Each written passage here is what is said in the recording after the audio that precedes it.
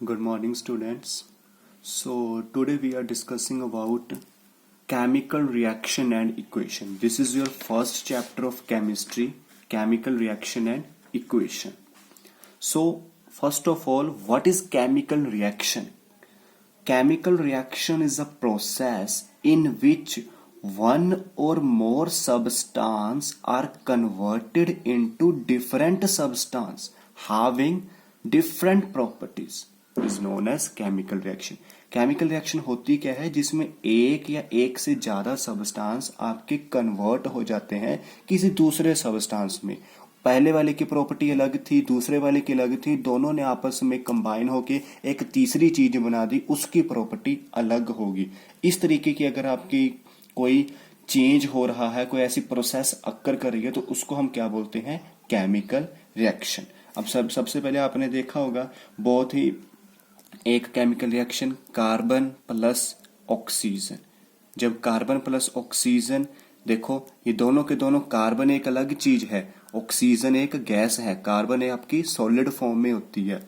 ये जब ये दोनों आपस में रिएक्ट करेंगे तो ये क्या बना देंगे? ये CO2 बना देंगे, जो कि CO2 एक गैस निकली। अब इसकी प्रॉपर्टी अलग है, इसकी प्रॉपर्टी अलग है। जब इन दोनों ने आपस में सबस्टांस ने कन्वर्ट किया एक तीसरे में, तो इसकी प्रॉपर्टी एक अलग होगी।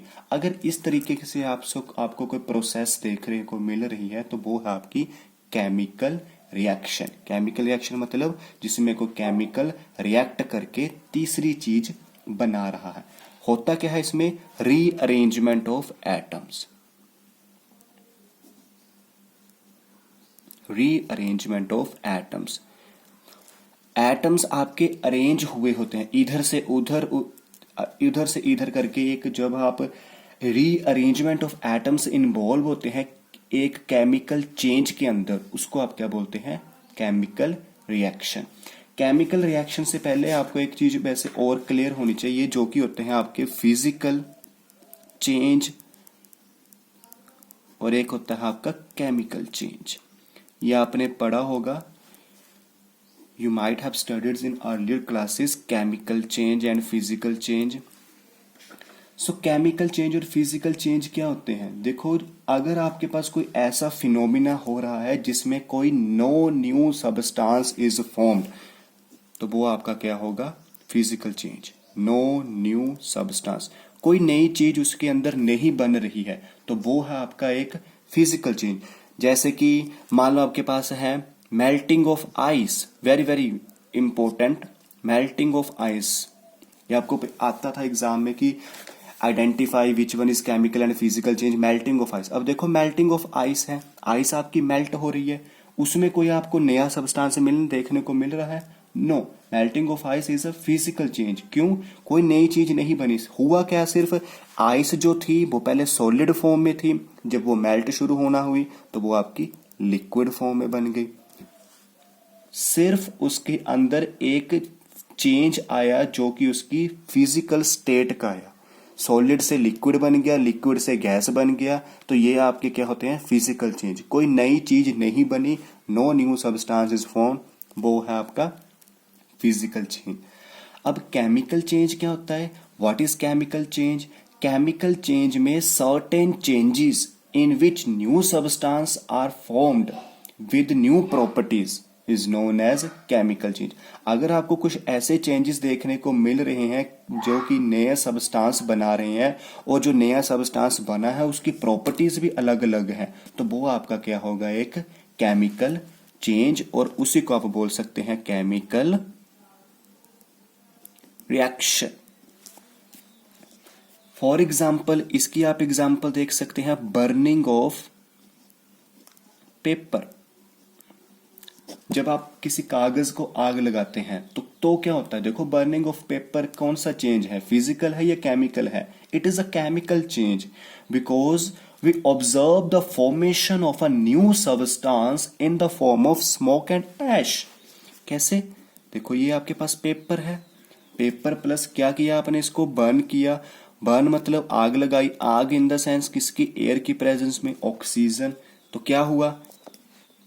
स्मोक, धुआं उड़ेगा, plus ash, ash in the sense उसकी राख बनेगी, पेपर को आग लगाकर धुआं उड़ा और उसकी राख मिली, ऐश। सो ये आपका कौन सा चेंज है? ये आपका एक केमिकल चेंज है। क्यों? क्योंकि इसमें ये जो दोनों चीजें मिलकर एक नई चीज बनी, धुआं उड़ा, राख मिली, न्यू सब्सटेंस इज फॉर्म्ड, और इनकी प्रॉपर्टी अलग अलग है। इसकी अलग थी, इसकी अलग थी प्रॉपर्टी। आप समझ रहे हैं ना? पेपर की ऑक्सीजन की गैस है, ये पेपर है, स्मोक आपका वेपर्स उसके अंदर जो आए हैं, ये गैस बनी, ऐश आपकी जो उसके बाहर निकली। तो ये आपके आते हैं फिजिकल और केमिकल चेंजेस, जिसके बारे में आपको पता होना चाहिए था। अब एक आप और देख सकते हैं, जब आप वैक्स को जब आप बर्न करते हैं, या आपने देखा होगा जब आपकी कैंडल बर्न करती है तो उसमें क्या होता है? तो वो भी एक आपका एक केमिकल चेंज की एग्जांपल है। सॉलिड से लिक्विड वैक्स की तरफ अगर आपका मेल्ट हो रहा है तो वो आपकी एक फिजिकल चेंज की एग्जांपल है।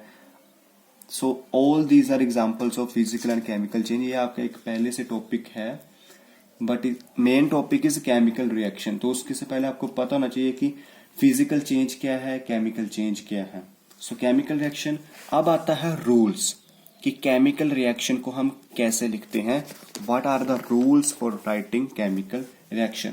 सो सबसे पहला तो रूल्स ये है कि आप जो सबस्टांस आपका केमिकल रिएक्शन में टेक पार्ट कर रहा है उसको आप दो चीजें बोलते हैं। एक होता है आपका reactants and another one is your product. Reactant और प्रोडक्ट, तो आपने याद रखना है कि रिएक्टेंट को हमेशा आपने लेफ्ट हैंड साइड लिखना है और प्रोडक्ट को आपने राइट हैंड साइड। चीजों को रिएक्ट करके जब वो तीसरी चीज बनती है वो होती है आपकी प्रोडक्ट। जैसे आपकी एग्जांपल थी C+O2, तो ये आपके लेफ्ट साइड में लिखे हुए हैं, तो ये क्या है आपका रिएक्टेंट और ये आपका CO2 बन गया, ये क्या था आपका प्रोडक्ट। सो फर्स्ट ये क्या चीज है आपकी कि रिएक्टेंट को आपने लेफ्ट हैंड साइड में लिखना है, प्रोडक्ट को आपने राइट हैंड साइड में लिखना है। और यहाँ पे एरो, ये जो आपका साइन है, sign of the arrow is inserted between the reactant and product pointing toward the right side. एक आपने यहाँ पे इस साइन को भी यूज करने को बताया होता है। ये आपके रूल्स है, जर्नल रूल्स हैं कि आपने कैसे रिएक्टेंट लिखने के बाद आपने इस एरो का यूज करके प्रोडक्ट, ठीक है, sign of the arrow is inserted between the reactant and product pointing toward the right hand side। right hand side को ये point करता हुआ एक आपने arrow लगाना होता है।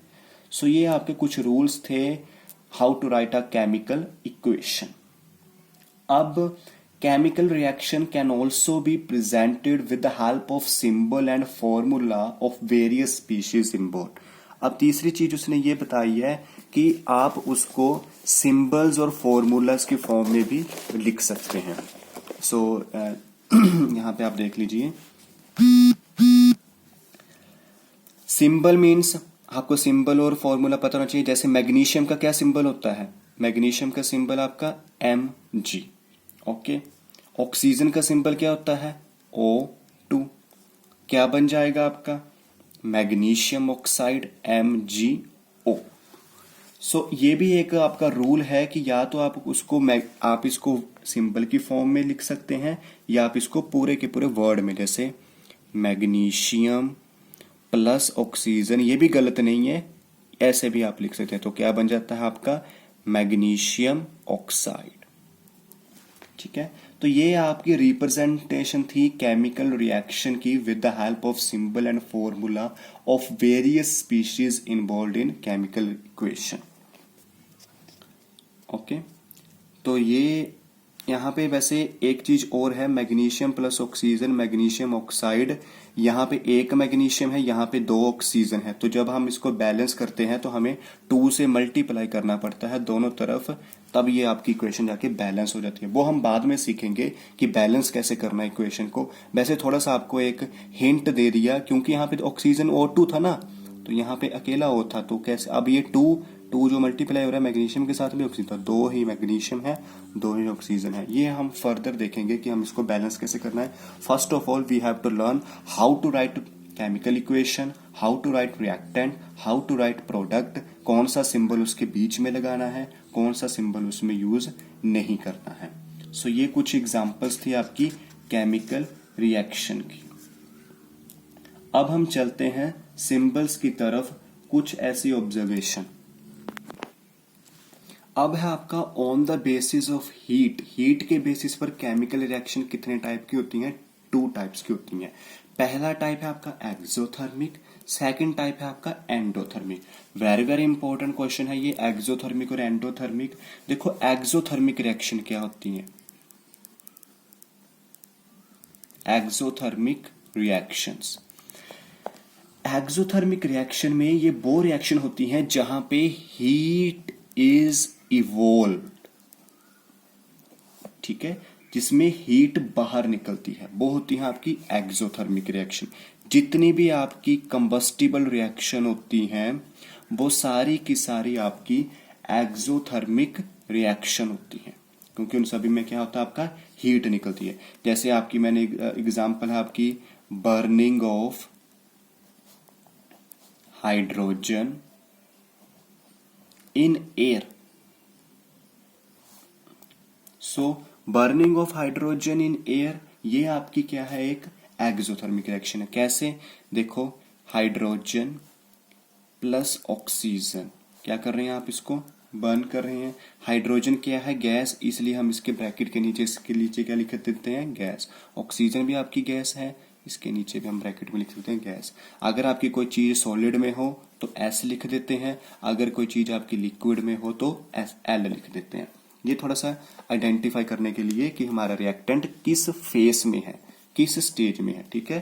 फेजेस स्टेज पता ना आपको, सॉलिड लिक्विड गैस ये फेजेस होते हैं, उसके लिए। अब burning of hydrogen in air, तो ये आपका क्या बन रहा है? ये आपका बन जाता है H2O, और बाहर क्या निकल जाती है? आपकी heat, large amount of heat आपकी बाहर निकल जाती है। अब H2 प्लस O2 H2O, अब ये बैलेंस भी करनी पड़ेगी आपको साइड बाय साइड, थोड़ा थोड़ा आप सीखते जाएंगे। बैलेंस की बात वैसे बाद में है, बट देखिए 2 H2 है, 2 O2 है, यहां पर 2 H2 है, हाइड्रोजन बैलेंस है, ऑक्सीजन कितने हैं? 2, यहाँ पे ऑक्सीजन एक ही है, तो कैसे बैलेंस करेंगे? यानी कि यहाँ पे आपको 2 बनाने पड़ेंगे। तो अपनी मर्जी से यहाँ पे 2 तो हम नहीं लिख सकते, ठीक है, ये अपनी मर्जी से नहीं यहाँ पे आपने 2 लिख देना, नो, आपको या तो मल्टीप्लाई करना पड़ेगा या आपको रीअरेंज करना पड़ेगा। सो इसको बैलेंस करने के लिए आप क्या करेंगे? 2 से मल्टीप्लाई कर देंगे, किसको? इस सारे को। अब देखिए 2 से आपने किसको मल्टीप्लाई कर दिया? H2 को भी, और 2 से आपने मल्टीप्लाई कर दिया ऑक्सीजन को भी, तो क्या बन गया? H कितने हो गए अब आपके? 2 पहले से थे, 2 मल्टीप्लाई H हो गए आपके 4, और ऑक्सीजन कितने हो गए आपके? 2। तो यहाँ पे देखिए पहले आपका हाइड्रोजन बैलेंस हो रहा था, ऑक्सीजन रह जा रहा था, अब आपने ऑक्सीजन को जब बैलेंस किया 2 बनाए तो अब हाइड्रोजन 4 बन गए। अब हाइड्रोजन 4 बन गए, इसका मतलब इसको इधर बैलेंस करो, तो इधर बैलेंस कैसे करेंगे? तो इस साइड भी आप 2 से मल्टीप्लाई कर देंगे। अब देखिए H कितने हो गए? 2 ये थे, 2 के साथ यहाँ पे आपने बीच में मल्टीप्लाई नहीं लिखना है, ये अंडरस्टूड होता है कि ये 2 के साथ मल्टीप्लाई हो रहा है, यानी कि 2 मोल्स ऑफ H2। H2 कितनी बार है? 2 बार है, तो कितना बार बन गया ये? H4।